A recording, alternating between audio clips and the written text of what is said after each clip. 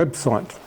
So our speaker tonight is Barry Newman. Barry is a member of our committee and he leads our school visiting team. Last year we spoke to around 4,000 students in local schools about humanism. We're expecting this to increase, so please let us know if you're interested in joining our school speaker team.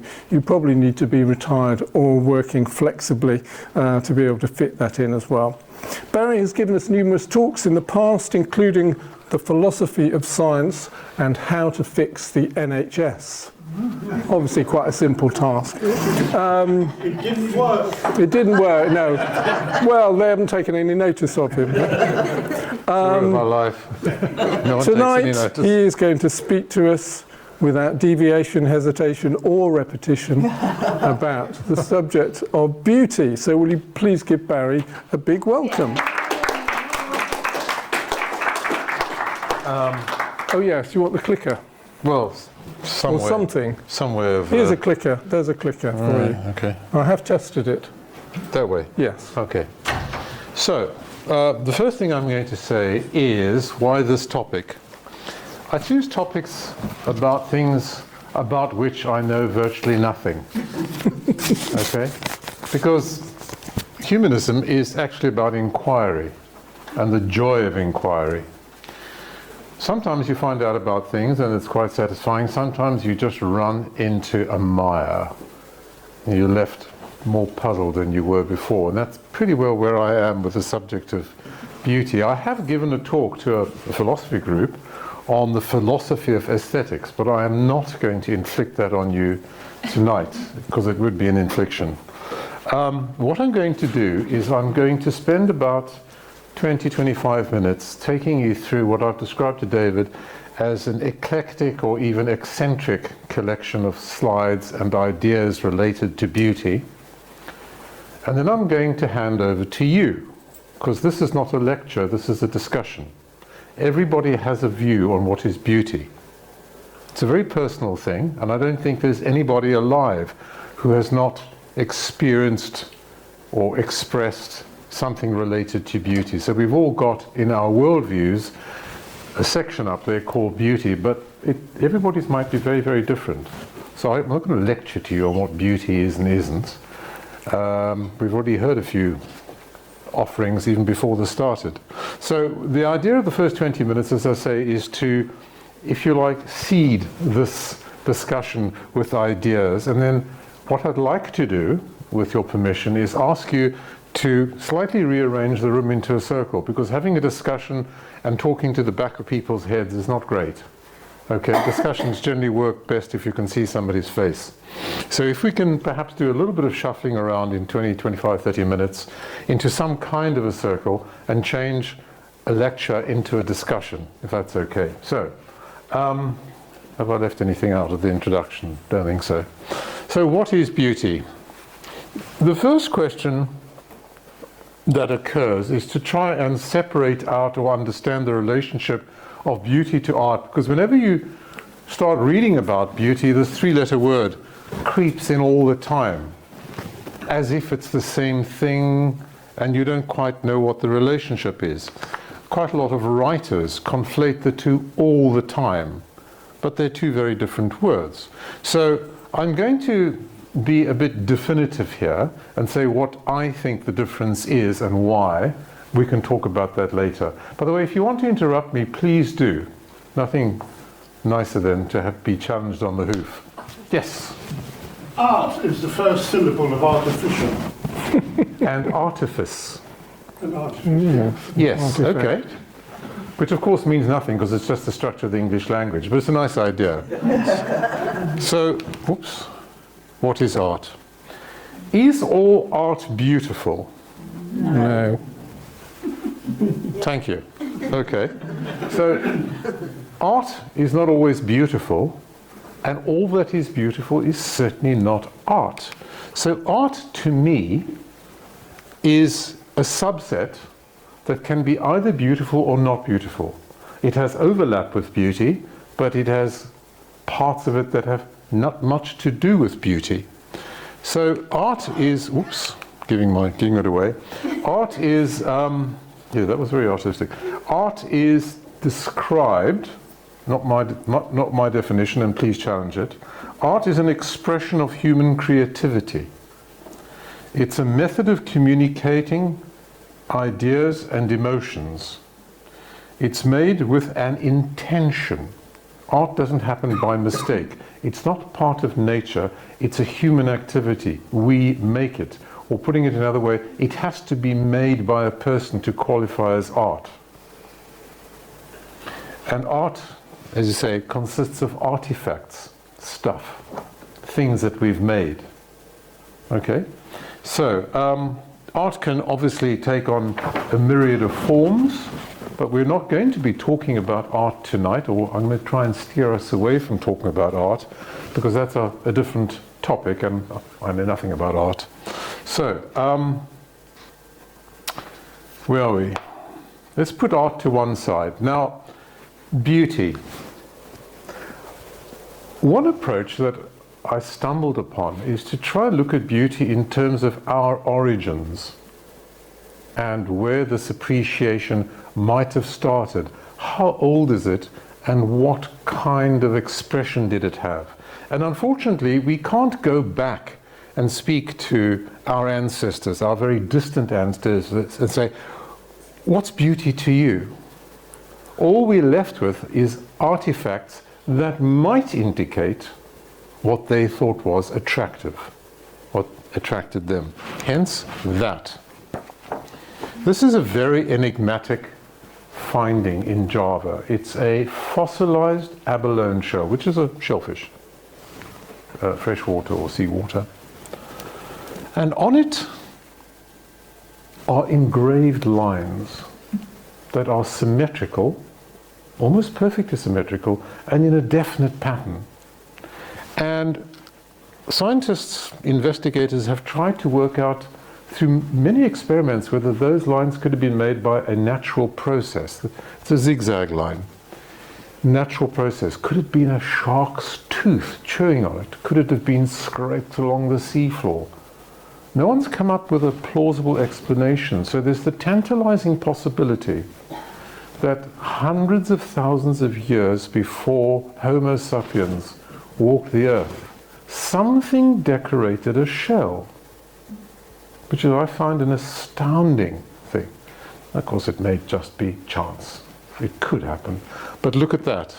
Does it look like chance to you? Okay. So, let's fast forward from 700,000 years ago to a mere 50,000 years ago, and very close to where I grew up, which is all very incidental, I assure you. This is a cave which has been called Blombos Cave, which means flower bush or flower tree cave. It's in the Cape Province. It's close to the coast, just to the east, a couple of 100 miles, just. South Africa is a big place. To the east of Cape Town, up the coast.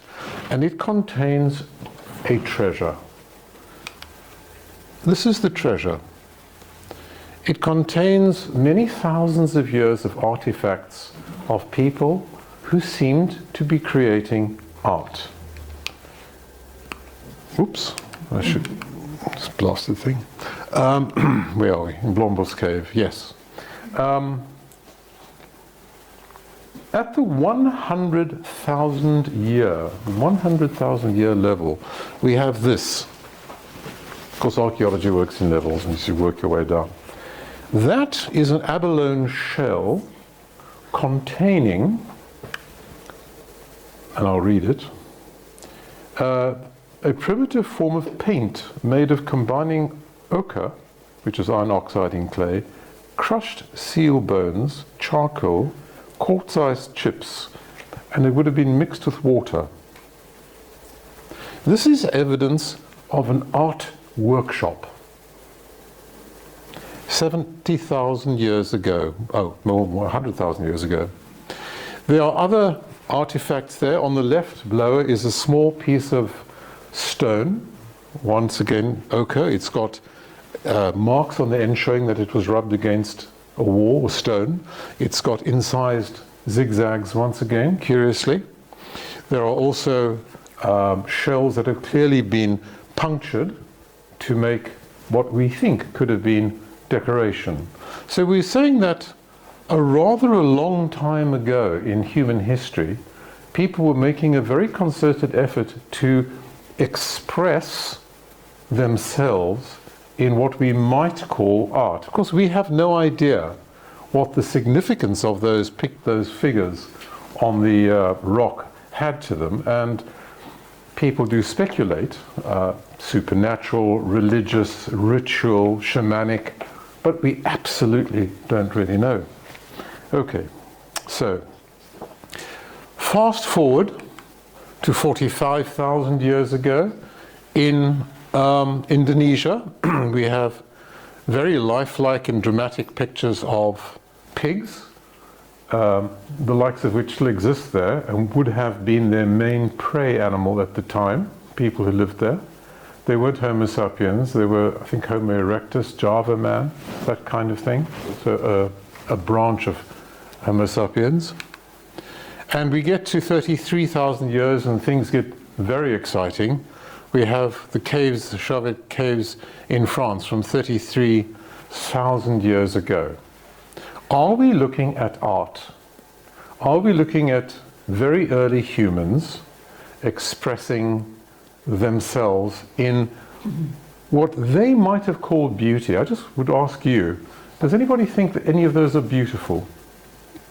Yeah, absolutely so. Yeah, the one on the bottom right is, Yeah. to me, is very beautiful. To me, they've captured movement. They've captured a herd of what would be like horses. That rhinoceros seems to be nodding its head. It's as if they're trying to put a movie together. Yeah, and the way that they're all arranged, the posture. I don't know if anybody's seen a hyena in real life, but that posture could only be a hyena. So the representation is so good, but it's done with an understanding of the animal. So interestingly, these rock paintings are often found deep in caves far away from sunlight. So they would have had to go into these caves with torches and paint by torchlight, but not only that, they would have been observed by torchlight. So these animals would have been these paintings would have been deep in a cave. Sorry, can you see? No. No? Am I standing in your way? Yes. You were, but... Yeah. No, all right, I'll stand aside. You should have shouted at me, just shout at me. Thank you so much. I obey loud shouts. Where was I? Yes. It's an interesting thought that these rock paintings, many of them, would have been seen by the light of a flickering flame. Now, you can easily imagine these coming to life with a flickering light in a pitch black cave. It would have been like an early movie, which is quite profound 33,000 years ago. Once again, we don't know if they did these for spiritual or shamanic purposes. Or just for play. Well, yes. For me it's play. I just play and enjoy. Yes. It pleases me, that's all that matters. Yes. Which brings us to beauty. Beauty is something that pleases us.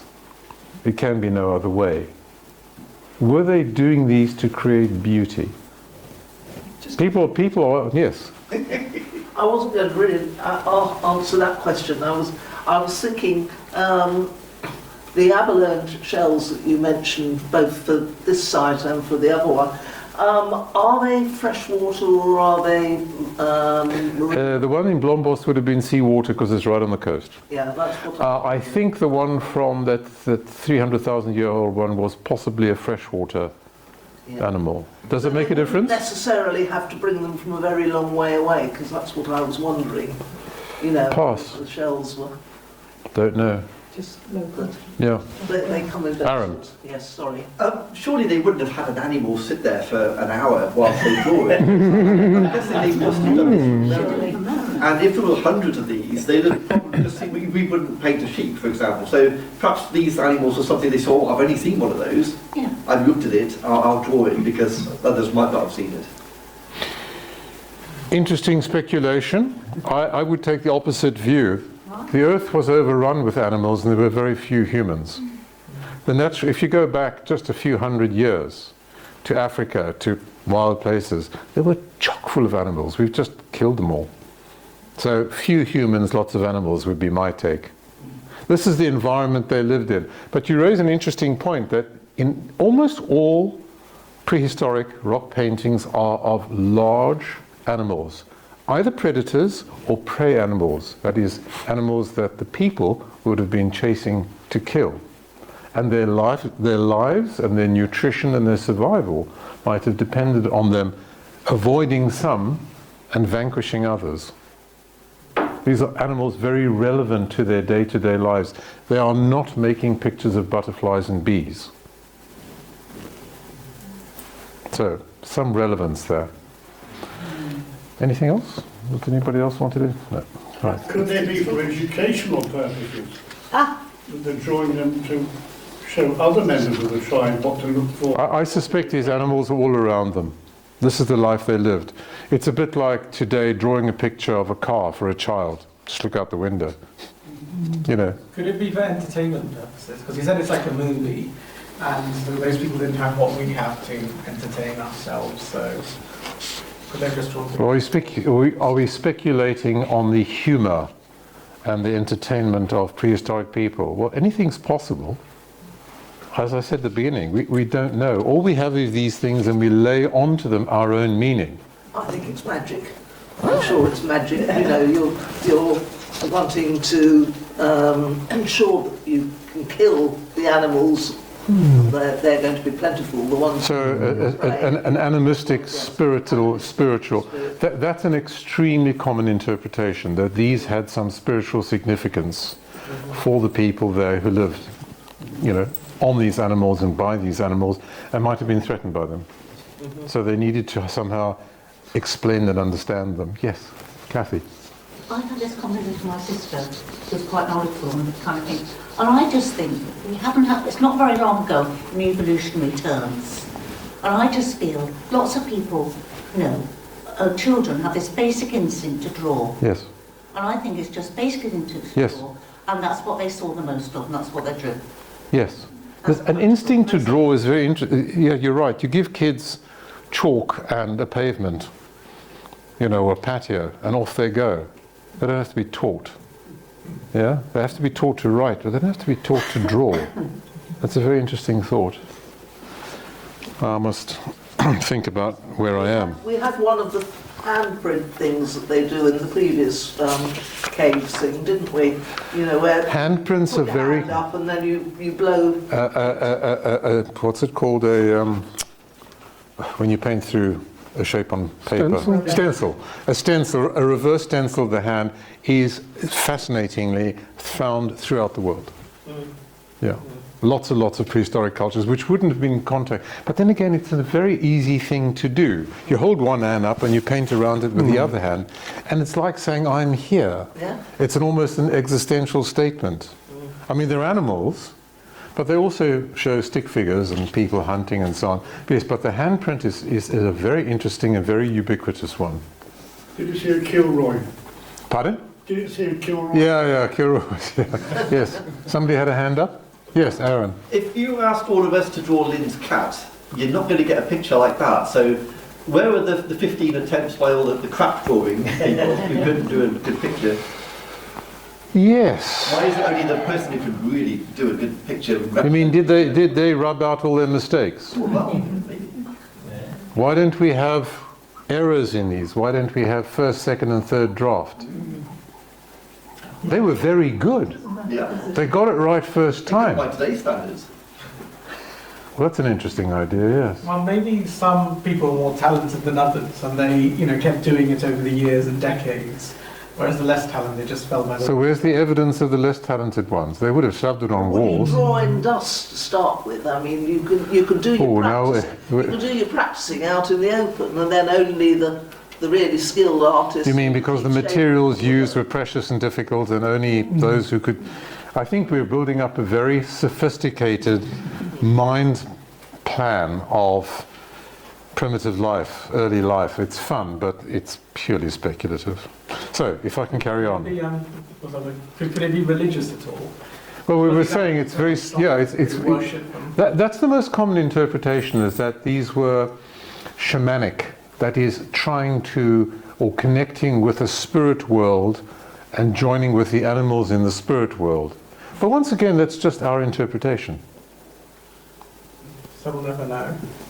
Right, now for something completely different. I said this was eclectic to the point of eccentric, so we're going to fast forward and we're going to have a little think about the difference between the perception of beauty in contemporary culture, well, fairly contemporary culture, between what we call East and West. By East, we're basically talking about China, Japan, and that orbit, and India. Perhaps not so much. Perhaps China, Japan, and that kind of influence, as opposed to European, Western. So, can we look at the cultural differences in the appreciation of art to see if different cultures affect your perception of beauty?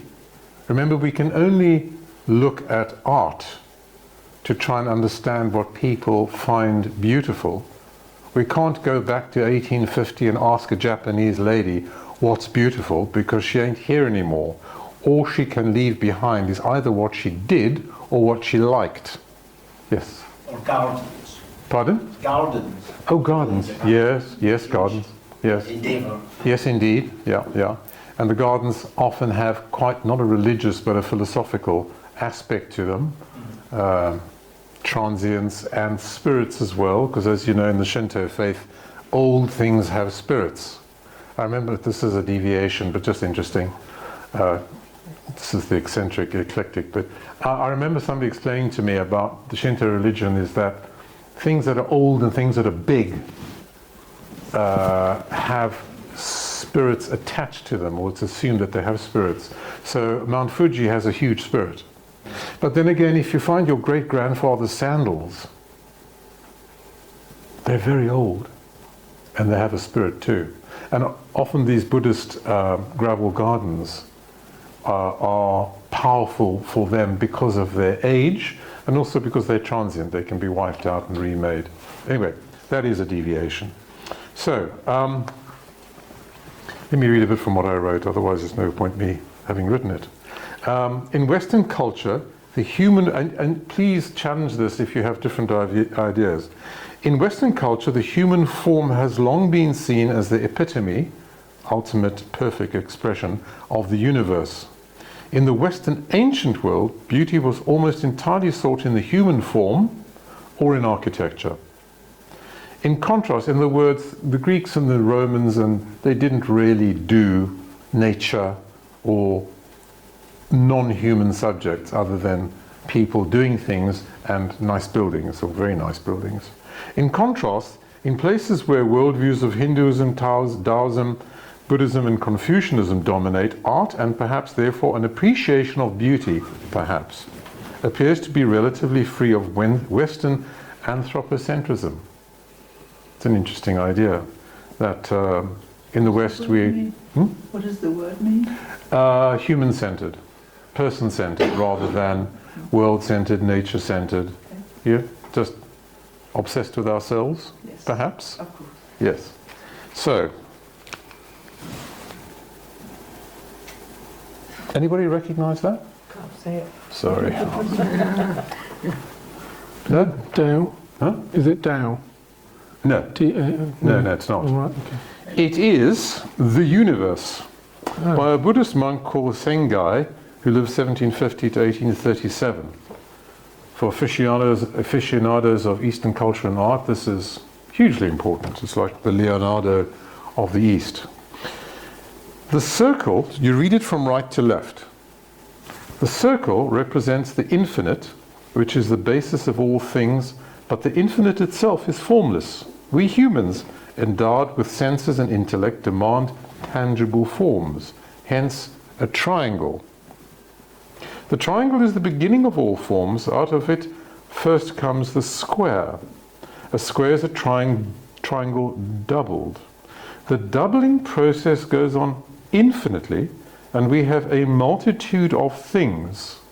And the phrase a multitude of things, or 10,000 things, is what Chinese philosophers refer to as the universe. When you read in the Tao 10,000 things, it means the universe.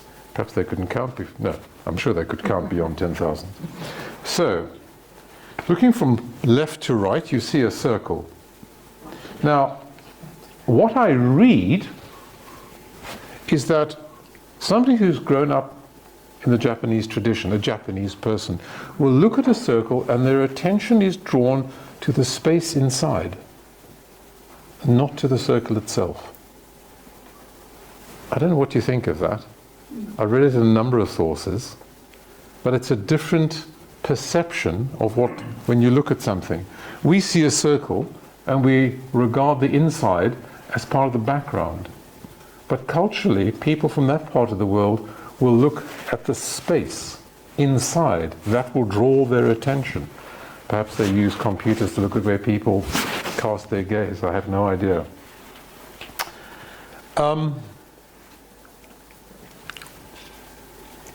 What else is there?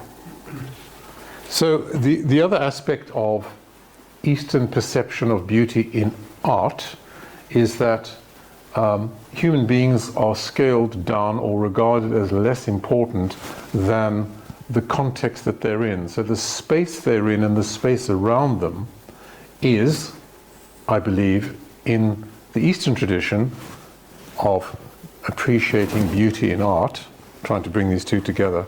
That's why it's very difficult to talk about beauty without art intruding the whole time, but we'll leave art in a minute and move away from it. Okay, so that's just to try and highlight, try and highlight that there may be cultural differences in the appreciation of art. What pleases somebody from one part of the world may not please somebody from another part of the world quite as well. And it might be a learned response to some extent. So, are we born with an appreciation of art, or is it partially culturally imprinted? Or if you're told something's beautiful, does it become beautiful? Personally, I think not. Sorry, you had a hand up. I was just going to ask with the painting that's on the screen whether the fact that they're overlapping is significant or... Pass. Right. No, I don't know. Just a small page, I think. But I think they're meant to touch, because one leads to the other. Yeah. Yeah? This is the infinite, and then you get human beings taking the infinite and trying to compartmentalize it, make it granular, make things out of the infinite. So the one flows to the other, but I'm making this up as I go along. But you can make up another narrative as well. I mean, it's a piece of art, so, open season. Going west, very different. We have mainly people, Dura will come to you in a minute, mainly people in a setting that's simply there to support the individual in it. Nature is there used, up till fairly recently in Western art, as simply a vehicle, a setting into which people are placed. If you think of all those paintings of aristocrats and nobles standing in front of luscious growth and buildings, all those things are in the background. And the painting is all about the person, not about the environment. Western art had a particular flavor until about, the Enlightenment really, which is not a specific time, of course. And prior to that, it was dominated by religious art, which relegated nature to the far distant background, in line with a religious view that the world belongs to human beings, God put human beings on, and the earth exists for us. We're not part of it, we're there to enjoy it, it's our playground. So religious paintings didn't really look for beauty in nature, or shall we say medieval paintings didn't really look for beauty in nature. They used nature as a launch pad, if you like, for the beauty of people. Interestingly, it's the Protestantism, or the or religious changes, and the rise of apparently the middle class merchants in the Low Countries, which drove a demand for secular art. They wanted to buy art, but they were not religious. They were not interested in religious Catholic style art, and there was a great demand for pictures of other things. And in that context, you have a highly detailed picture of a bunny rabbit. Yeah? Hair, I should think. Huh? Hair. A hare. Oh, I stand corrected. A hare. You can tell by the long ears and the black tips to the ears. Thank you so much. I am enriched. Right. We splitting hairs then. Yay. Okay. So, right. We've looked at ancient perceptions of beauty, maybe. We've looked at historical evolution of appreciation of beauty in art. We've glanced, I think, east-west divide, cultural influences. I'm now going to do a quick skim. I've been going for much longer than I thought. A quick skim, but that's fine. Just please interrupt me and ask questions or say things. A quick skim of what you could boldly described as the philosophy of aesthetics or beauty, or what great thinkers have had to say about it. And this can lead into a very deep, dark place where we're not going to go, so we're going to skim, okay? As I say, I've given a talk on the philosophy of aesthetics, and it was heavy going to prepare and to deliver. Right, so, everything in philosophy starts with Plato, the beginning of all things, like the Adam of philosophy. He took a metaphysical view of beauty, beauty as an ideal, a transcendent and eternal, an abstract concept, existing in the realm of forms, forms being idealized representations of things that don't exist in the real world, and things in the real world tend to be inadequate or poor copies of the ideals in the realm of forms. If you don't agree with that interpretation, let me know. The idea that one can conceive of perfect versions of everything in reality consists of imperfect versions of these. The form of beauty is the standard against all beautiful things are measured, the standard against which. Beauty we see as a reflection of the perfect, an imperfect glimpse of a higher perfect reality. So for him, the beauty that we perceive is a glimpse of an ideal beauty. We don't get the whole thing.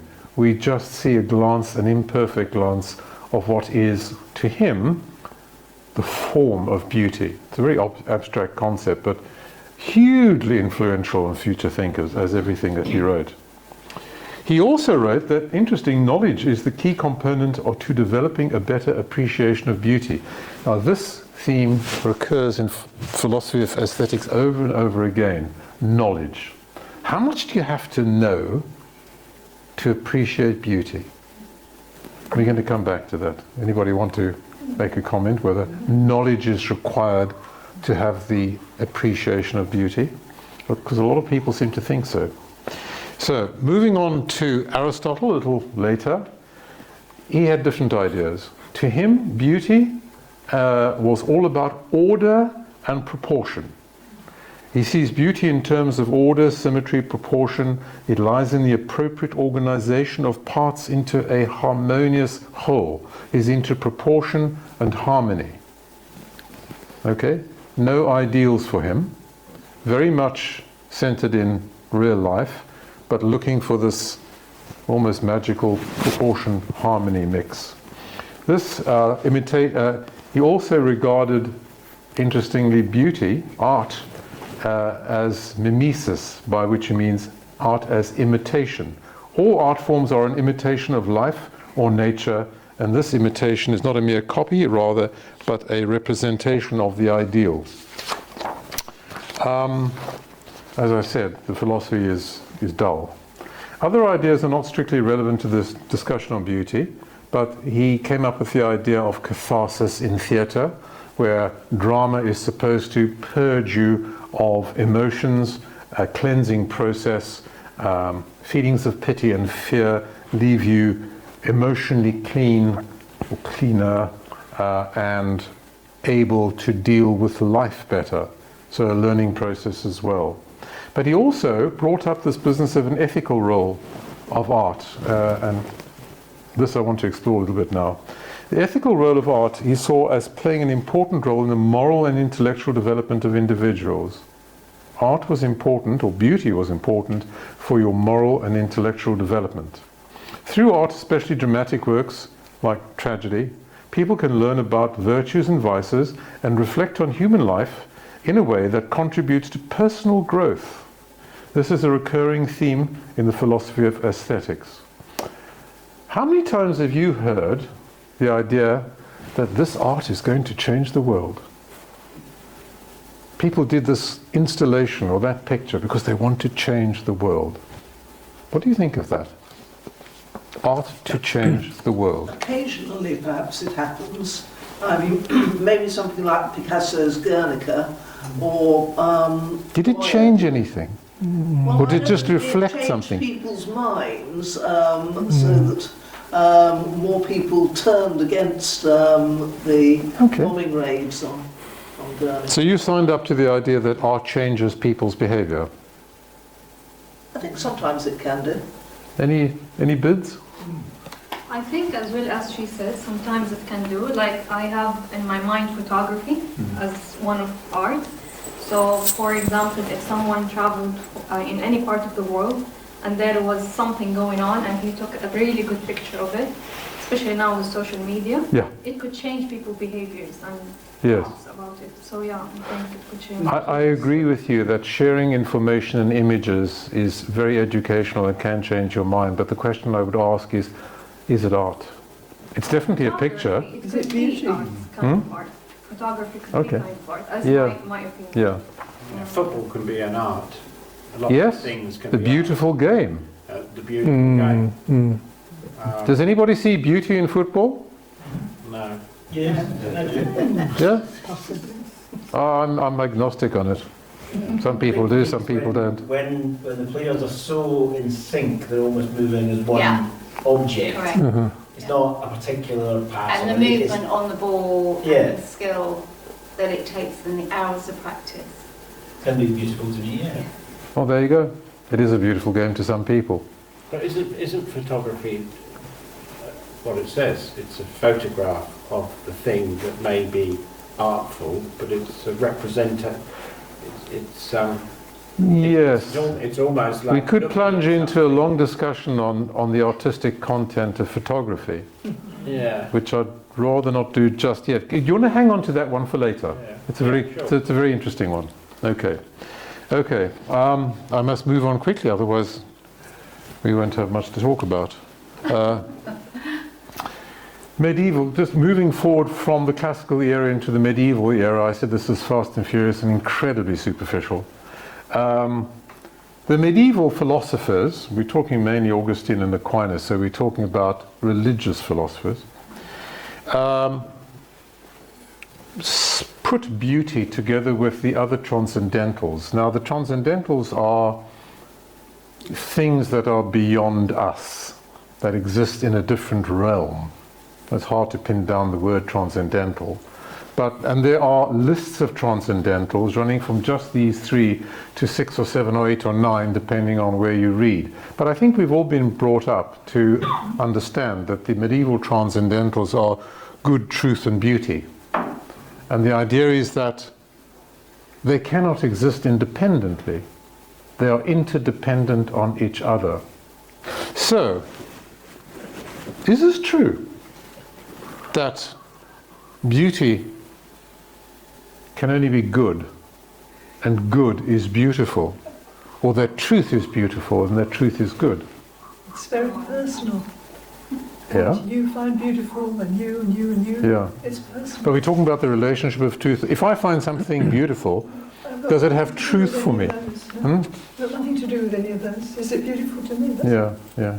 I mean, I struggle with this, and we have to posit this in a religious setting where all of these things came from the divine, which as humanists we can say, well, not really.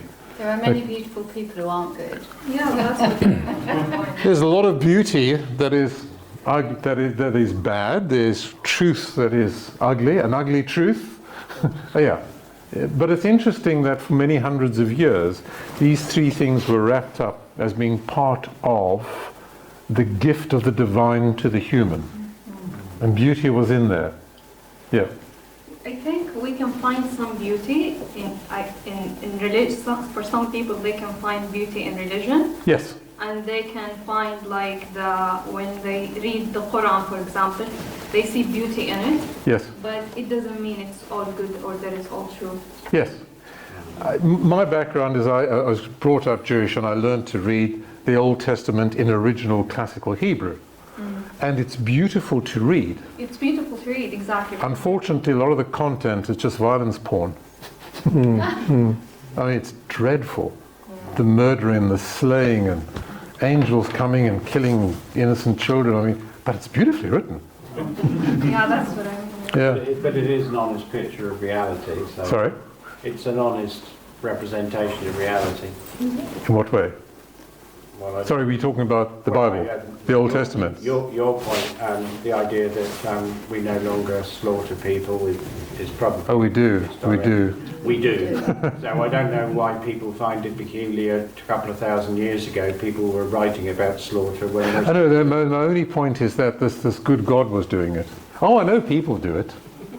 Yeah, it's just that this good God was doing it as well. Anyway, that's another story. Okay, right. I'm going to skip that out because it's too boring. It's right. Huh? Oh, it's the origin of the word aesthetic, and it was invented by an Alexander Baumgarten in 1750. He established the word aesthetic. And what he meant what meant by it was sensory experience. But we're going to come to that. Is art only a sensory experience? Or is it an intellectual experience as well? And we're coming on to what I call the Enlightenment philosophers. Two schools, British empiricists and continental rationalists. The main area of disagreement was the role of cognition, of thought, of intellect in the appreciation of beauty. And this has divided the philosophers into two schools. Is beauty entirely an emotional experience, or can it be also rational? Is a absolutely fundamental question in the philosophy of aesthetics, on which reams have been written. So what I'm going to do is I'm going to give you just a snippet of what I call the big hitters. The big hitters are Hume, Burke, and Kant. And here I'm going to have to read a bit, otherwise I'll get lost. Hume, first of all. Try to reconcile the subjectivity and individuality of the aesthetic experience, that's the emotional experience of beauty, with the norm of beauty based on expert opinion. This theme comes back time and time again. Is there a norm of beauty? Is there absolute beauty, whether you agree with it or not, that is always beautiful by some objective criteria, or is it entirely subjective? Well, yeah, I know. I knew which way you'd vote. Okay. But not everybody agrees. That's the point. Yeah, well, let me just tell you what these big hitters do, because otherwise we won't be respecting them. All right. Barry, so you do realise the unit of beauty, don't you? Unit of beauty, come on. The unit of beauty is a millihelen. A milli what? M-I-L-L-I-H-E-L-E-N. Millihelen. Ah, yes. Yes. It's like the Planck constant of beauty. It can't get any less. It's the amount of beauty that will launch one ship. Yes, I've heard that one. It's very good. Thank you for that. We can say... Right. Well, we know what beauty is now. All we have to do is multiply it up by ships. We're fine. Okay. So, Hume introduces this fascinating idea of the standard of taste, which we can scoff at now, but was very prevalent in 1757. While beauty is in the eye of the beholder, some tastes are more refined or correct than others. Not all sentiments are of equal value. Some individuals have more refined or sensitive taste than others, and their judgments are therefore more likely to align with the standard of taste based on the collective judgment of those with refined sensibilities. These experts or connoisseurs are better able to recognize beauty because they have a more developed capacity to appreciate the subtleties of art. Their opinions, though still subjective, are more reliable and authoritative than the judgments of the general public. If I can just quote the rather wonderful words of Hume himself. Those finer emotions of the mind are of a very tender and delicate nature and require the concurrence of many favourable circumstances to make them play with the faculty and exactness according to their general and established principles. The least exterior hindrance, such as to such small springs, or the least internal disorder, disturbs their motion and confounds the operation of the whole machine. That's philosophy, apparently. Stunning, isn't it? What gobbledygook people can write.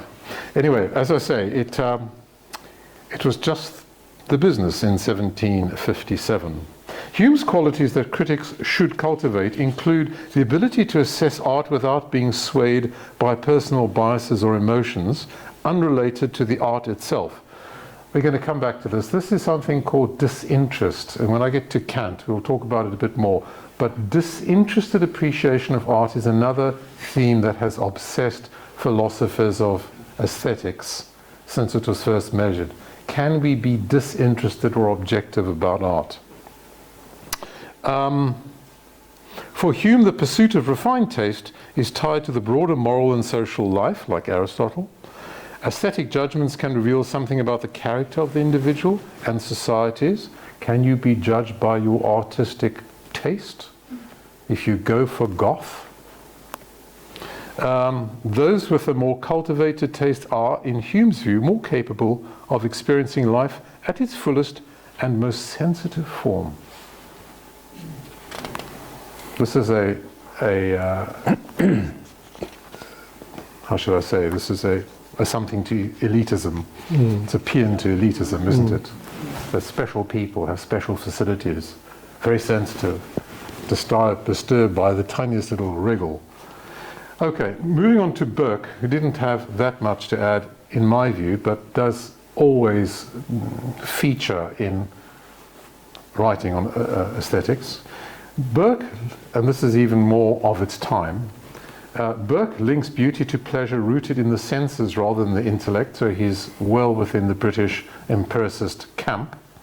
Another empiricist, beauty is a more refined and delicate experience, one that appeals to the senses through gentleness and smoothness. His ideas about beauty have clearly gendered dimension, in that he associated beauty with the feminine, describing beautiful things as delicate and fragile, qualities traditionally attributed to women in the 18th century. But he did make one interesting contribution, and that is, he brought in the word sublime. Good word. Anybody want to offer a view on what they think is meant when you say that's sublime? Really nice. Really nice. Yeah. Any advances on really nice? You wouldn't have gone on with Hugh. You wouldn't have had a glass of wine, would you? Oh, I don't know. I think he was an affable fellow. I think it goes back to transcendence. Sublime is to transcend. Okay. To go above all normal measures of quality to the point that it no longer requires measurement. It is nice. Something in itself. That's nice. You're back to Plato there. A I don't know form. where I went there. Huh? Yeah. I mean, these things all go around in circles. There's a limited number idea and they get churned. Yeah. Maybe it's a word that represents that it's like I'm speechless. Yes. Yeah, struck down. So what would make you speechless? Like something that I can't put a word to it. Like there is no expression that best will describe what I feel. That's very close to what these big hitters thought. Let me read. Yeah. The sublime, Burke and later Kant, is an aesthetic experience that occurs in the face of vastness, power, or the infinite, things that overwhelm or surpass our understanding. The sublime evokes awe, fear, and a sense of the limitation of human understanding. The experience of the sublime has a negative aspect. It's unsettling. It makes one somewhat fearful. Kant speculated that this was due to unmanageable contrast between human and natural scales of space and power. So being emotionally overwhelmed by something that is on a scale, either in size or power, like being in a hurricane or a severe storm, and experiencing something sublime in its power. Are we getting into romanticism here? Yeah. I'm thinking If you wish. Wordsworth and Yeah? possibly Keats. Well, I'm sure these people were of the same time and probably read this stuff as well. They were in the same, shall we say, intellectual category. So they were probably thinking in very similar ways. Yes?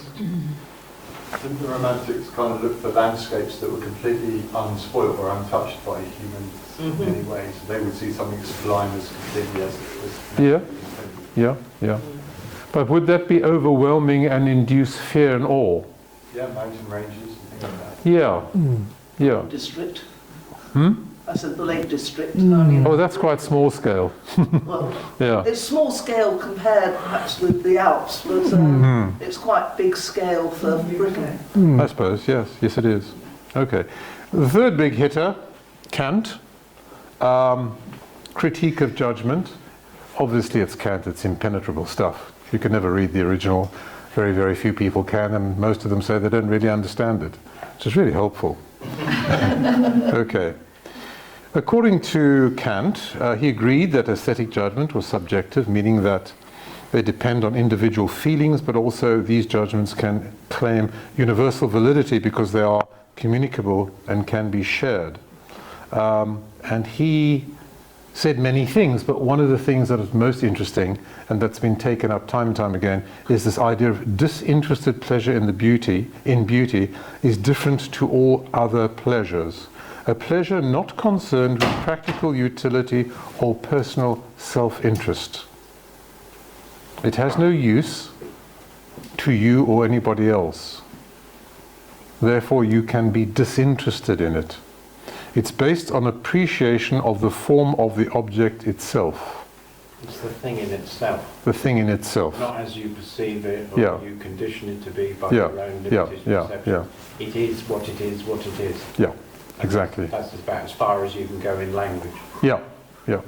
Although he did try to go further. He made up his own language. He did try to make up his own language. It's metaphysics, it's Yeah. difficult.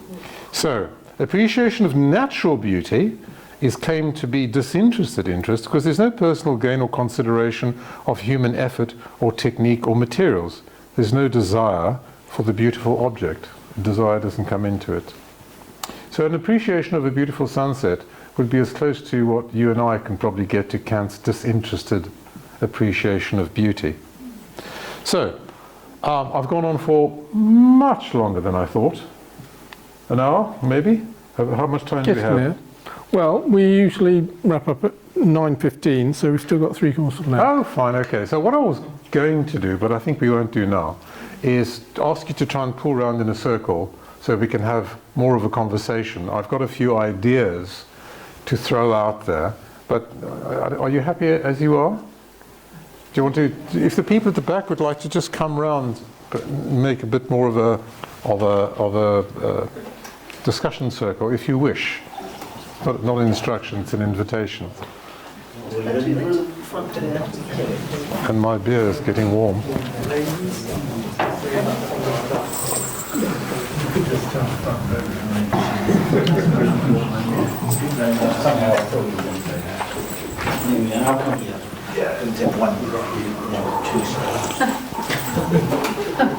Okay, well, while that's happening, if it's happening, I've got a few topics. One is natural beauty. Why is nature beautiful to us? What is it about nature that we almost invariably find it beautiful. Almost invariably. We might find it overwhelming or powerful. I mean, staring into the Grand Canyon it's beautiful, but it is sublime in that it's terrifying. Yeah? But it's never ugly. Or is it? Yeah, I would say no. I was a little bit disappointed when I saw it. You were disappointed? I think because it's so vast and you only see sections of Yeah, it. well, it's so vast, that's the point of it. Yes. I liked Bryce Canyon though, I thought that's... All right. We have comparative canyons here. Okay. Any ideas of why we might find, all of us, it's a uniform human trait to find nature beautiful. No one is going to turn around and look at a rose and say, ugly. Or basically you wouldn't believe them. Objection, my lord. We've got absolutely awful art in this room. I'm talking about nature, I'm talking about the real thing. No, it's not the real thing. It's subjective, isn't it? Yes. Maybe it's Hang on, guys. maybe it's stimulating to the human eye. But why? It's pretty stimulating to my eye. Yeah. I mean, I've become an avid gardener, God knows why. It's just dirty, back-breaking work, but just to see things growing and to see the flowers come out gives me great pleasure, and I can't quite figure out why. Perhaps I'm perverse in actually asking the question. Is it because of the smell? They do give off a nice scent. Well, sometimes they do and sometimes they don't. There's a lot of plants that don't smell particularly, some do, and you've got to go quite close to them to pick it up. But if you walked up to a bush and got your camera out, you're not going to take the first photo. You're going to look at it and think, that's not quite perfect. That one's better. You'll find the better rose or flower. Yeah. We're coming to comparative beauty, good, better, best. You know, like the Antiques Roadshow. I think it's probably because basically that is where we came from, that's where we belong. This was so short a time, Yes. we haven't actually lived amongst us. It's sort of our natural state. I mean, perhaps not if we lived, well, if we lived in a desert, that could be beautiful. But we're not made to live in human-made things. But even the desert can be very beautiful. That's what I was saying. Absolutely beautiful. And I went and Oh, yeah. Fantastic. Yeah. And I think we're so far away from it. When we had short talks, Phil probably remember, there was someone gave a talk on how even having your screen on your laptop as a nature makes... One of the first ones of our short talks was somebody talking about immersing yourself in pictures of nature, but in a technical way, in a technological way, rather than... Well, if nothing else, so it's good for our mental health, and I just think it's our natural state almost. Perhaps I'm just too practical. Well, I think it's involving, is the answer. To me, that's the answer. That, when you look at a landscape, whether it's trees or whatever, there are mental processes. You don't ever do what a camera does as a person. The camera will do. Yes. You do. You look at that, and you look at that, and you notice that's got a particular pattern, that's got a particular shape. That it's this infinite variety within it. Yes. That it draws you into it. But also because we all got some aesthetic education, we then start looking at balances and symmetries and colours and contrasts. Some of us do. So so any landscape is immensely complex, and it will always draw us into it. Yes. Don't you think beauty is just a feeling? Just a feeling. An emotion? Well, yes. It's either a feeling or it's a feeling complemented by some kind of rational analysis. I think that's beautiful because, I think it's beautiful and I can't explain it, it's a feeling, or I think it's beautiful and I can tell you why. So this is really empiricism versus with rationalism. Can anybody explain? Just to come back to nature for a moment, because we're going to come back to that subject. The other aspect of nature, where it differs from all other forms of beauty, is that it's unbounded. As you say, it's continuous. If you look at a landscape, it doesn't have anything around it. It goes on and on. It's part of an infinite. But it's bounded by our field of vision. Yeah. But your field of vision moves and moves and moves and moves, and you know. Well, only if you do. I mean, if you're standing in front Yeah. of the landscape, you can do. You can get your, No, I'm just transmitting an idea that's quite prevalent, is that the appreciation of the beauty of nature, an important aspect of it is said to be its unbounded nature. You can only see something, but you know it's part of something infinite, even if it's a deep psychological subconscious appreciation. You know that even that one flower is part of something that never ends. It's part of something I infinite. love the beauty of Rome, personally. Pardon? The I beauty. love the beauty of Rome. Rome. Rome. Oh, I see. Yes. All the beauty, wherever I went, aesthetically, it was beautiful. It Busy was Athens streets, all inspiring. the traffic lights, the road signs, horns, bustle. No, the energy I loved as well. I just love the whole beauty. Are there any modern concrete, steel, glass buildings in Rome? No. Okay. John, like me, has been torturing himself reading Scruton on beauty. Try not to mispronounce. A lot of people see beauty in New York, for instance. People have pictures of New York on the wall because they love the energy, the vibe of the place. I think. Does anybody think New York's beautiful? Beauty in it. I thought the Twin Towers were beautiful. Oh, were. Yeah. Isn't experiencing beauty a very individual experience? One person will see is intensely beautiful and generate all sorts of wonderful feelings. For me, it's animals, horses. Okay. Horses are the most beautiful animals, and pictures of them or seeing them in real life always generates within me. Oh, Okay. beautiful. So we've obviously each got. I mean, for instance, I'm not a visual person when it comes to beauty. I know people who can be moved to tears by a picture. I don't understand that at all. Really? Not even remotely, but I can be moved to tears by music quite easily. We must say, actually, I've often found that people can be moved by pictures if you add things to it. So sometimes a picture on its own might excite you, but if you add some music to it, then it can make you feel very different. Yes, the music is more about the music. Yeah. Yeah, that's interesting though, because that says more about you than the art of the picture itself, isn't it? Pardon? That says more about you. Oh yeah, I'm just talking about my particular aesthetic sensitivity. I mean, for instance, it's an intellectual effort for me to look at a building and trying to work out whether I like it or not. It just doesn't hit me like that. Yeah. The one thing we haven't, I don't think, talked about is this way. I think that subjectivity and objectivity are going to be there all the time. You know, they are together. I mean, when some of the things we see in beauty, animals and people, and that is evolution. I mean, you look at something that's kind of evolved to become a perfect form in some ways for its environment, and when a designer design something like a car or any type of thing, they look for that, and they'll try and they are looking for things that they can take into their designs that then people will also sort of recognise. You've touched on a lot of different things there. One of the topics I was going to float was this concept of everyday beauty. Yeah. This was designed. Yeah, absolutely. Absolutely. I've been wanting to change that podium from years. No, it was designed, but it was designed with an aesthetic element to it. Yeah. Or was it?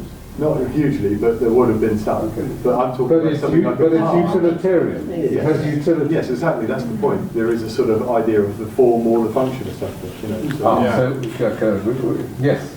I've been taking photographs for over 70 years now. Mostly what I would call record photographs. Buildings, mostly to do with transport, ships, planes, trains, or steam locomotives, but also when I've been travelling through deserts, through woods, through forests, and photographs. And, for example, in travelling you're from South Africa. I travelled from Windhoek to Walfish Bay, through the Namib Desert. Absolutely boring. Oh, I don't think so. And yet I came across, believe it or not, some beautiful scenes. And I would stop, get the camera out, and I would photograph that little bit of it, which was 1/1000th of what I'd seen. Yeah. And the same thing. But here's the question.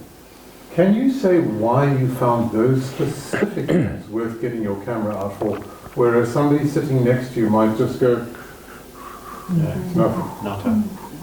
That's the individual part of it which is mysterious. Yeah, so to me, when I'm looking through the camera, I feel literally a gut feeling, literally in my stomach. I think, yeah, get it. Yeah, I feel. And I will frame it, and that's it. And Because it pleases you emotionally, yeah, which is what an aesthetic is supposed to now, do. whether that's beauty or whether that's just a response from it to me. Let's say a steam locomotive, say a ship or something can do the same thing, you know. So, a woman, a man. But if you can talk in these terms, by definition, if it gives you pleasure, it's beautiful to you. When we come to the human form, and Scruton's got a whole chapter on this in his famous little book, it's all about sex. I think it's about function. Anything that works is beautiful. Well, I'm going to come on to utility, function and beauty. Come on to that in a minute. Yeah, you're obviously a fan, but. Excuse me, isn't there a saying that beauty is something that shines in the eye of the beholder? So it's very individual, and if you look at something and behold it, that's beautiful. So it's touching something that's so individual. It is, but there is common ground, and one of them is nature. Yes, yeah, but different aspects. The other one is the human form. Well, that's part of nature, isn't it? The human form, we're just an animal. But there's another element to the human form, and that's reproductive. Is it? Sorry. Reproductive, sex. So that it's utilitarian to because. So you look at somebody beautiful and you think they could be of use to me. I think that's what. No. Yes, originally from the point of view of reproduction. Maybe. You are looking at you may look at a woman and think she looks as though she would be fertile. You know, she's symmetrical in form. She's healthy. Yeah. You can. The things that we think are beautiful are the things that make her a good mother of your children. Human form, eroticism and utilitarianism together. Lovely, fantastic idea. There's more to it than that. There's a description of marriage. You're saying it's the origin. Just looking in this room now, if you look at Nikki, who's in shadow, and look at you, who's in shadow, I wouldn't take a picture of you, but if you look at Trevor, the light's catching his face from the one side, he's got a shadow on the other side. That makes and he's beautiful. You chose to sit there.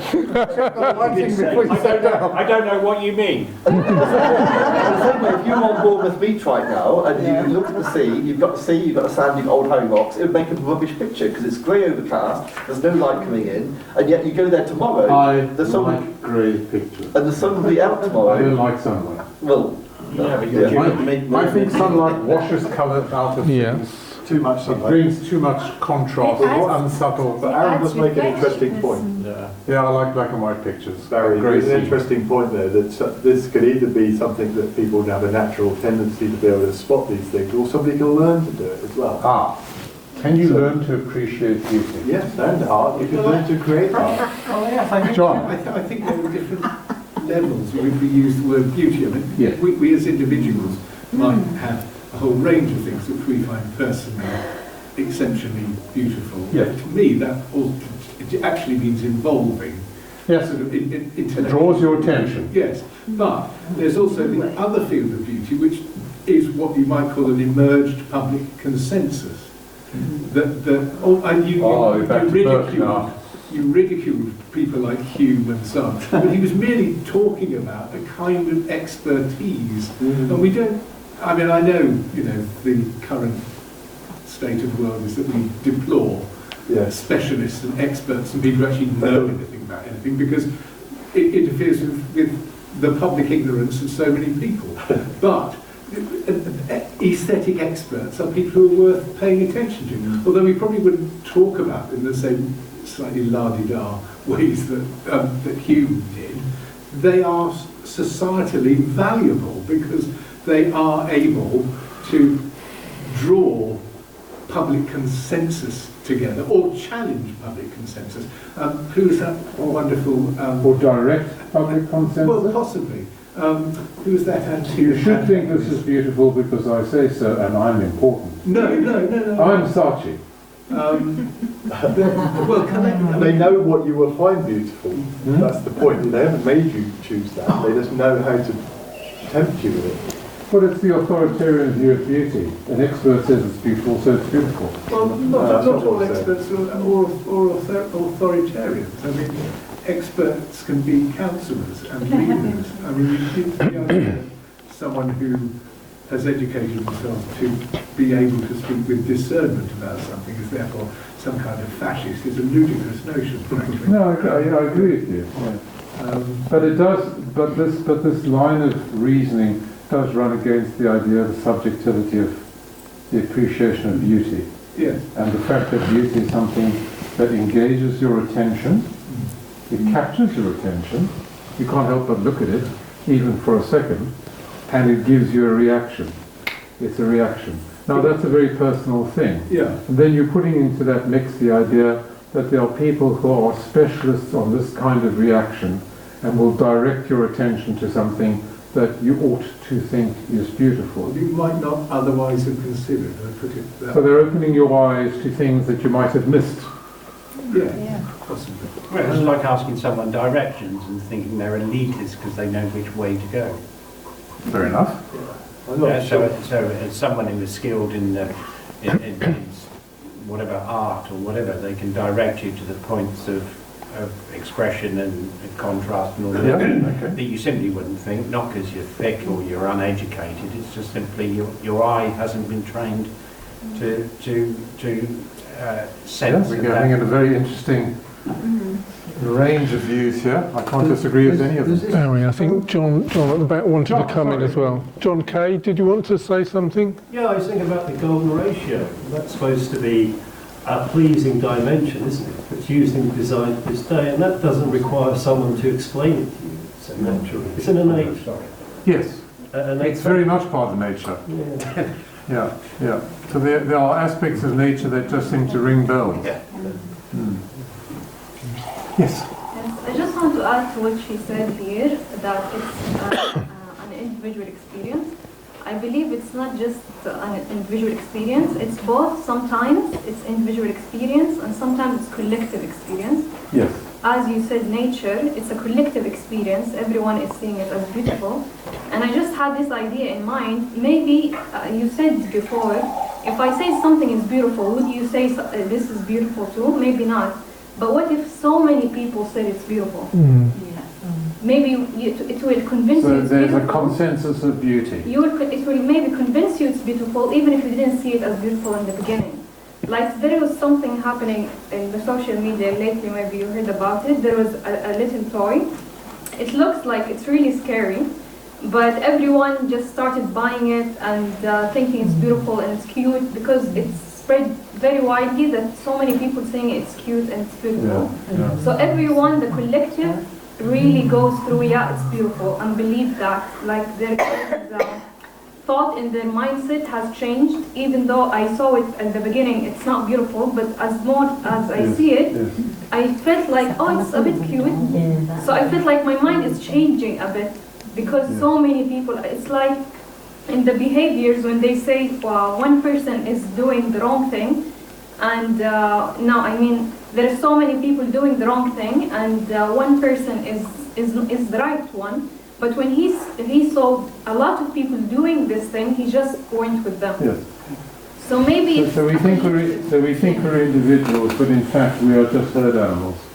But surely humanists are a bit more thinkers about. We ask questions. Oh, we like to think we are. But we're just a little hurdle by ourselves. But you've got the Mona Lisa, which is an awful picture, and yet the crowd seem to think this is worth something. I wouldn't pay a penny. You couldn't pay me to go and see that. Here's £100 to go and see it. I'd say no. Who thinks the Mona Lisa is a beautiful picture?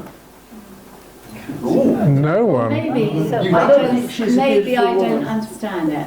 So I have to. Oh, no. That's But putting I've yourself seen down. it. You either like it or you don't. You either have a connection with it. If you were to walk, if you'd never seen it before. No, I don't think it's one or the other. I don't think it's beautiful, but I don't think it's ugly. I think it's the middle of the road. I mean, I didn't get Kate Moss, and it's a very commercial thing to say. Yeah, I don't get Kate Moss either. What are we supposed to forget about She's her? a model. Yeah, I know. But Very famous model. So Yeah. I never got why she was so incredible. Yeah. And then I saw some photographs The when world her of modelling, I'm eyes, afraid, is a mystery to me. when, yeah, exactly, no, but we're talking about beauty and subjective beauty and Oh, what you okay. see. And when I saw some photographs of her, I suddenly got it. Yeah. How the camera loved her. Lied. The camera lied.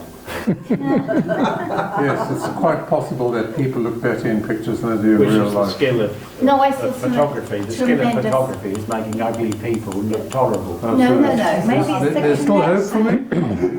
Maybe the connection that a woman has with the camera. Yeah. And it's a very, you can't define it.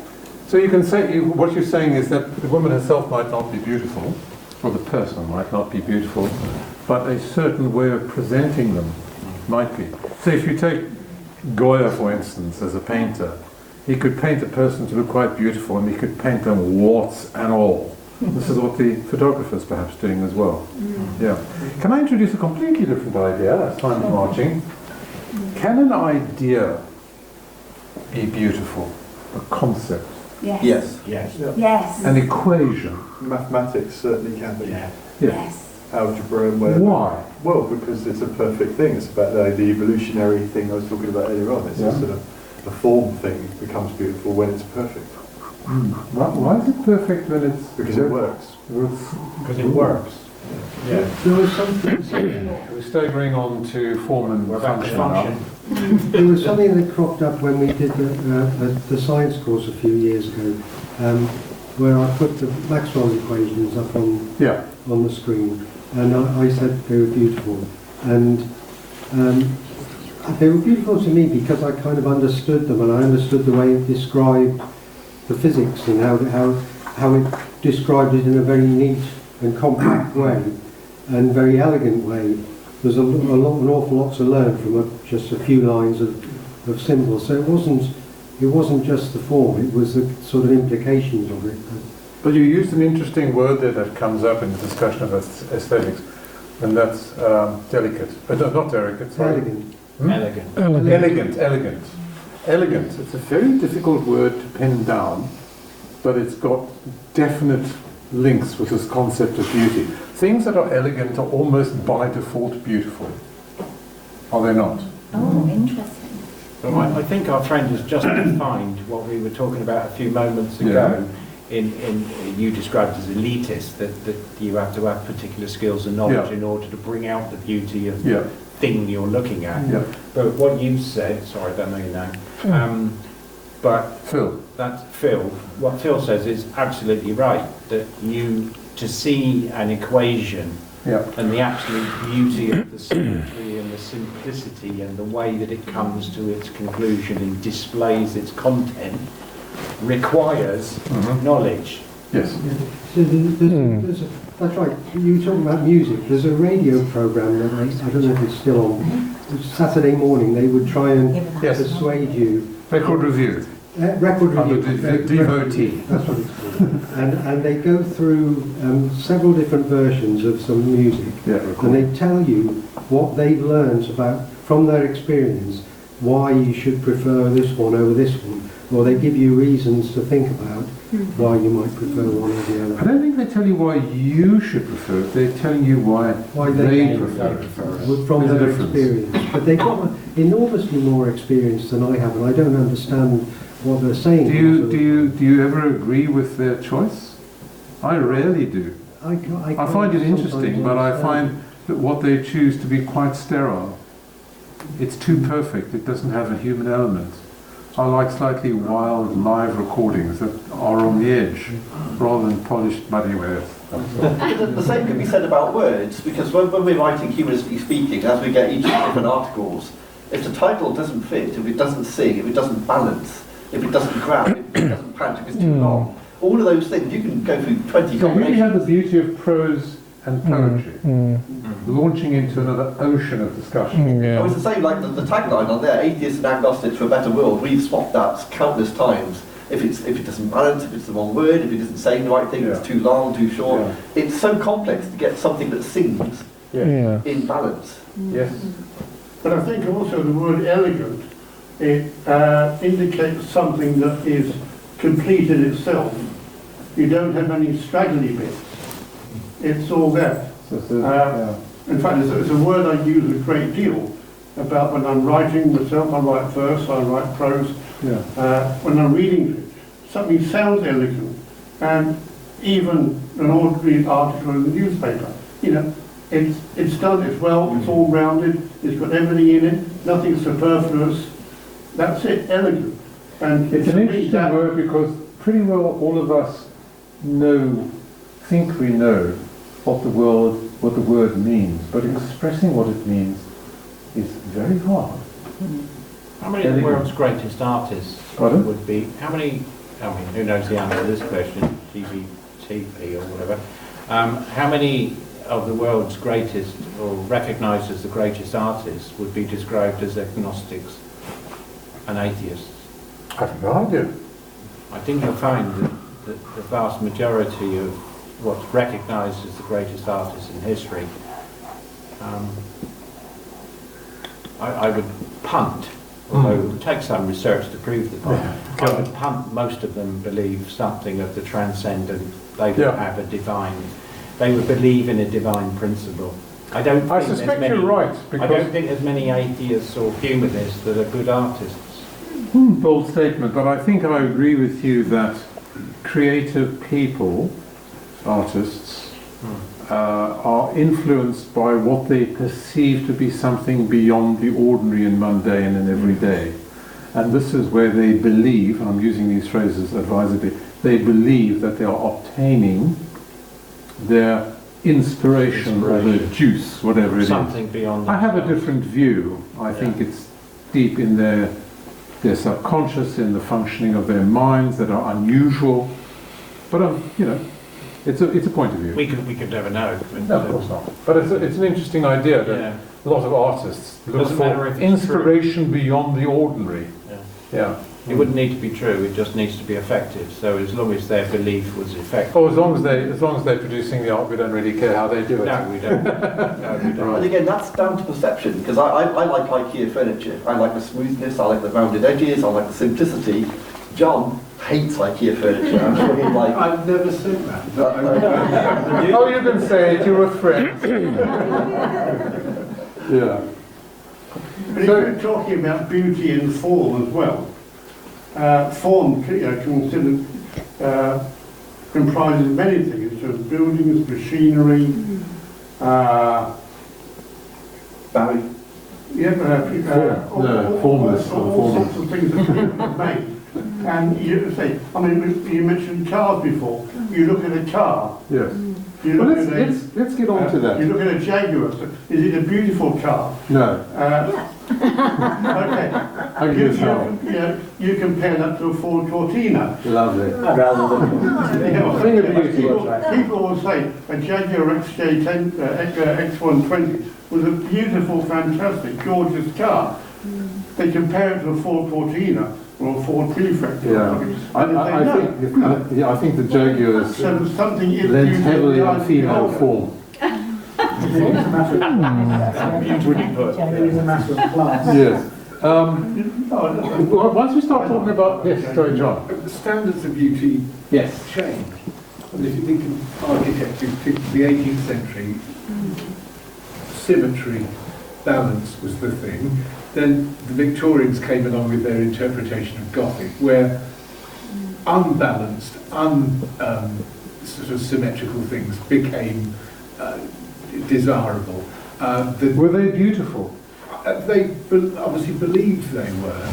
And there are other...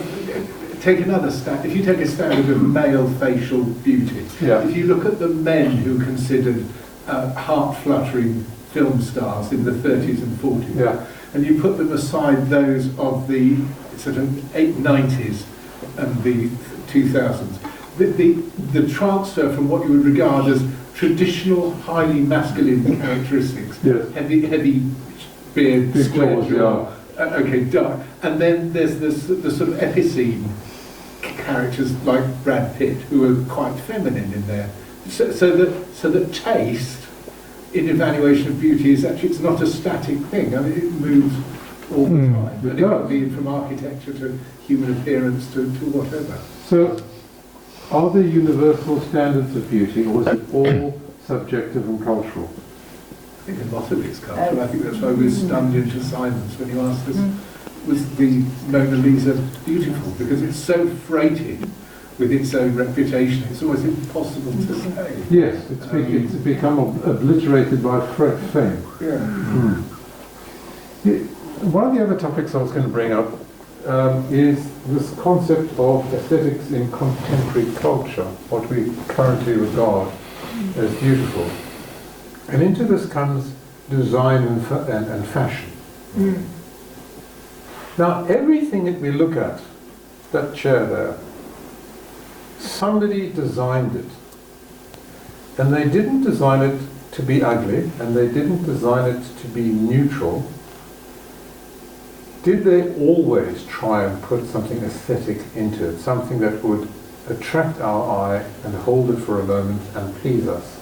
Yes. Or does utilitarian design completely ignore that and become a beauty in itself? It's pure function. I think the first one.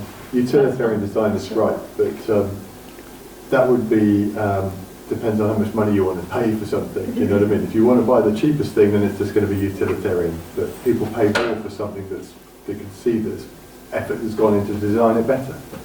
So people are the more you pay, the more beauty you get. Well, people are attracted to the beautiful thing, so they will pay more for it. So it doesn't, you're putting it around in a cynical way that the more you pay, that automatically makes it beautiful. But there's some another way around. There's some brutalist buildings that are very expensive. I'm sure there are. Are they beautiful? Were they intended to be beautiful, or were they simply a celebration of function? They were functional. A lot of people like you. Well, if there are public buildings, they would draw people into them. If Brutalist buildings design a building that looked ugly, yeah, but brutalist people would want to go into it. Daniel loves brutalists. Yeah. He wants a concrete sofa. He loves concrete. He loves brutal. Okay. There's just a point that struck my mind. Is that the explanation as to why Britain went through the Industrial Revolution and Europe dragged behind? Because we had that vision of beauty, function and elegant utility was in our philosophy. No, I think it's because we had coal mines, basically. Yeah, I think a lot of countries have got coal. Yeah, well, Germany's got 40 times more than us, but it didn't start. I think it's the industrialisation. But now I'm wondering about design, beauty, function, and all the rest of it. Did that come together? There was some pretty good design in Europe at that time. Yeah. I'm thinking of the railings around the metro, the railings around the metro station entrances. Yeah. But they're cast iron. What's the They're olive.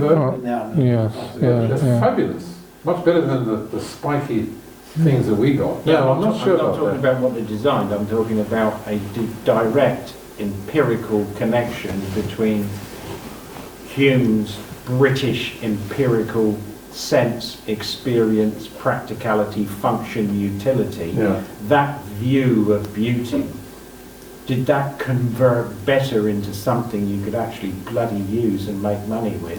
Which is why the Industrial Revolution took off here. And you know, because let's face it, if you're in, you know, if you're up north building designing a beautiful steam engine, and you're in Provence, you know, designing a wonderful piece of architecture, you know, which one's going to rule the Make the world? money. Ours. Yes, perhaps the Industrial Revolution was simply built on a mountain of greed. Make things that sell. People, once they get money, want to buy beautiful things. It might start off as utilitarian. Yeah. And then when they've got the money to buy nicer things, they do. Is there intrinsically beauty in utility? That's the question, because the utilitarian school, I don't know, what's the school called in architecture? Minimalism and all that type of stuff. But everything that's beautiful that you're talking about, whether you're talking about stately homes or wonderful architecture, was built because we could afford it. I'm just talking about the design of buildings today. Yeah, but Rome built Rome because but it you can, controlled half the... if you've got a lot of money and you want to build a building, you can build it in style A, which you might call Rococo or Gothic, or you can build it in a utilitarian style where you say the only consideration in this building is function. Forget about the rest. Will that building have a beauty? But the function paid for the beauty. You can't have I'm not talking about the money. I'm just talking, you've got oodles of money. You've got $10 trillion. You just want two buildings. Is the one that's built on purely functional lines, does it have an element of beauty that can be compared or contrasted with an artistic or an aesthetic style? It depends on the person. I think, yes. I mean, this is the tension between form and beauty. I mean, between function. If it just looks like a concrete slab, then I would say no. But what is its function? This country is full of concrete. I know, but people don't find them beautiful. If it's a brutalist sort of building, is its function to say, look how powerful our state is? I don't know, think of sort of Nazi architecture type thing. You know, you can build a building and make it functional to say, look, this is an incredibly important building. We are an incredibly important race of people. Building in a utilitarian style is not built for beauty, it's built in as an expression of power? Well, not necessarily, but it could be. I mean, when you say, you know, is the building purely functional, I'm asking, what is the function of that building? Is it purely, this is a comfortable place for people to sit round in this room and have a meeting? Functional place, not comfortable. But maybe the question... Functional place. Maybe, but, you know, if it builds... If its ceilings are all 30 foot high, and there are huge grand staircases, you know, what it's saying is this is a very important building and important things are going on there. That's one interpretation. But then you've got Downing Street, which is an ugly building, and it's badly laid out, and it's added on and added on and added on. Whereas you've got the White House, which is beautiful, symmetrical, grand. You've got the Canadian Parliament, Australian Parliament, Northern Ireland Parliament, a lavish building. And we've got this little thing. But the White House is very small. And then you've got the Scottish Parliament. Downing Street is the Buckingham Palace. I just wonder if the most fundamental... The Scottish Parliament is a very good example of a utilitarian building. It's a modern utilitarian building. It is, yeah. But I think in London, take three buildings: the Royal Albert Hall, the Gherkin, and the Shard. Now, they're all obviously built at very, very different times. And also you have to build with what you've got available at the time to build the structure. But in the Victorian times, you were not able, or they didn't use great lengths of reinforced concrete to build square blocks. They built things which were curved, which were round. There's something elegant about them, that's the word, elegant about the Royal Albert Hall. There's something elegant about Paddington Station. The modern Euston Station. Is the Gherkin elegant? Yeah. Is the Gherkin elegant? Yes. No, well... Instead of what it's like inside, the outside. Would you call it elegant? I would. I really like skyscrapers and I think they're beautiful. Yes. And the Gherkin is more practical than the Shard. I would call it phallic. The Gherkin's more practical than the Shard because the Shard's like that. The large area was built with the support column, so it's all about looks rather than practicality. If you wanted to put Humanist UK in there, you wouldn't, because the office space would be all hidden with people in. You wouldn't have a lot of space. Can I just say something? Yeah, I just feel we're getting away from what beauty means to us. Yes. Yes, and it's easy. That's the most important subject. And for me, beauty is massive. It's inspiring, it's motivating, gives me a reason to believe, and I think we're getting away from. Does the shark not inspire beauty? Is that not a beautiful thing? Yes, but I think if we get bogged down in the details of what's better and what's, I think we should focus on the concept of beauty. But comparative beauty is an important part of the discussion. Can you have something that is more beautiful than something else? A shard is very, very beautiful to a lot of people. A rose is very beautiful to a lot of people. Exactly. Can you compare their beauty? Can you grade them? Can you have a good, better, best? Are there degrees of beauty? Is a very difficult question. Can you have degrees of beauty? You could have you could include in your valuation of beauty or your assessment of beauty, you could complicate it further by talking about intent. Now, if let's say you have intent of building the tallest building on the planet, beauty is not your motivation. No, sure. You're building the tallest planet, and whatever structurally supports the idea and the physical capability of being the tallest building in the world. So whatever beauty it has is accidental, so much as the Buddhists. So when you talk about intent, you're talking really about art, because that part of art which is beautiful is made with intent, and the intent is to create something beautiful. If you're doing the art to shock, make a political point, there's different kind of art, but beautiful art is made definitely with intent. Everything that we humans make is with intent. The only thing that's beautiful that is not made with intent, our intent, is nature. Everything else we make, and how much effort do we put into it to make it beautiful? We're back to the chair. How much effort, mental effort, went in to giving this chair some element of beauty? They didn't need to do this. I'm an engineer, so the cheapest way of doing that is a straight bar across. But that's a handle, so that's the practical function. It's a handle to move about. Yeah, but it also makes it more attractive. You try and lift one of those chairs and you see you can't handle those in an ordinary way. No, that's true. Barking your shins.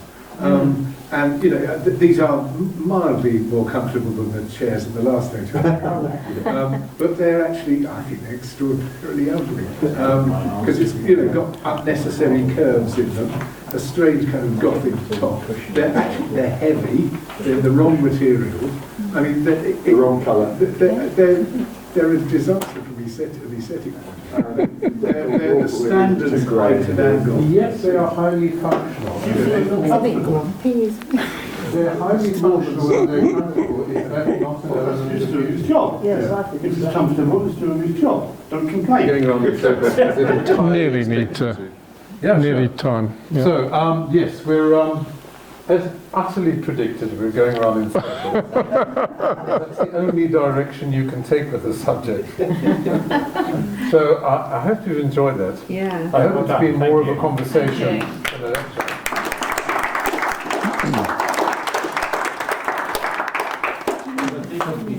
Thank you. Well done, Barry. Well done.